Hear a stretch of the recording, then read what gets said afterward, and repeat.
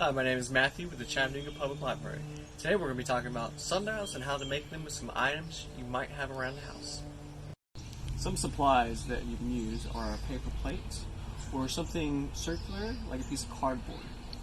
You will need a ruler or some sort of straight edge so that way we can make all our lines on our sundial. We will need a writing utensil like a Sharpie or a marker so that way we can write all our numbers or Roman numerals. And you'll need a color pencil, a pencil, or possibly a stick to be the gnomon, which is the device that will stand up in the center.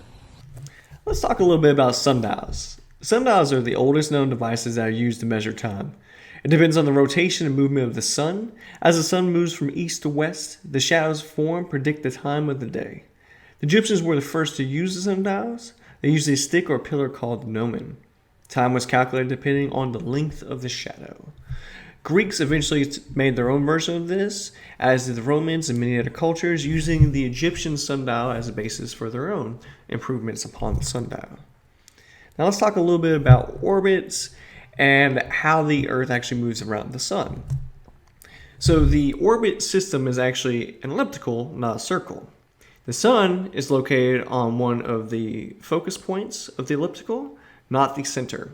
The focus point is, there are two called the foci, and there's a focus point on one end of the elliptical towards the center of the end, so probably about here. And then on the opposite side, there's also another focus point. So the sun is located on one focus point, and the Earth, along with all the other planets, orbit around the sun. And this is why we have our different seasons, because while we are at the end of the elliptical around the focus point with the sun, it is summertime, we are the closest to the sun, and our days are actually longer. As we move away from the sun, we get fall on the elliptical, and as we start getting closer to the other focus point, we get winter, and the days become shorter because there's less daylight. It has to travel farther to reach us. As we go around the focus point, we start getting around the midpoint, we start getting spring. As we start getting closer to the other focus point where the sun is located, we get summer once again, and the days become longer. Now that we have our supplies, we're going to go ahead and make our sundial. So we're going to take our paper plate here, we're going to use a ruler to find the center of the paper plate, and then we're going to mark it, and we're going to poke a hole through it with our pencil, so that way later we can use that for our gnomon, which is a device that casts a shadow to tell us what time it is while we're outside. Then you're going to take your ruler, and you want to make sure that the ruler is lined up with the center at all times. You're going to mark opposites, 12 and 6 and 3 and 9, and continue to rotate it. Make sure that the ruler is lined up with the center, so that way everything is nice and straight and even. And once you have all your numbers marked, you got your whole poke. We're going to attach the gnomon to our sundial. Now there's a couple ways to do this. You can use hot glue, you can use tape. The way that I did it was when I was taking my sundial outside to calibrate it and to place it where I wanted it to go. I actually took the pencil and went all the way through the ground, or through the plate into the ground, and actually used the dirt to hold it up.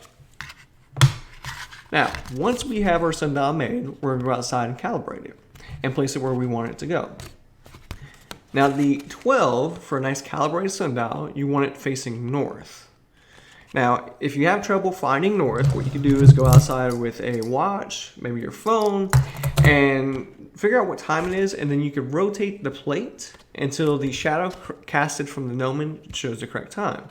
And so when I was doing this, it was 11 a.m., and I was rotating the plate until the shadow lined up with the 11. And there you have it. That is your sundial. Now, I want to challenge everyone to make some nice creative sundials. Some of the other ways I've seen people make sundials is using rocks for their numbers, locating it around a stick in the ground, and not using a plate at all. That takes a little bit more work. I think I'm going to attempt using a log and burning numbers going around a log and drilling a hole into the log for a stick. So show us those pictures, and I hope you enjoy your sundial.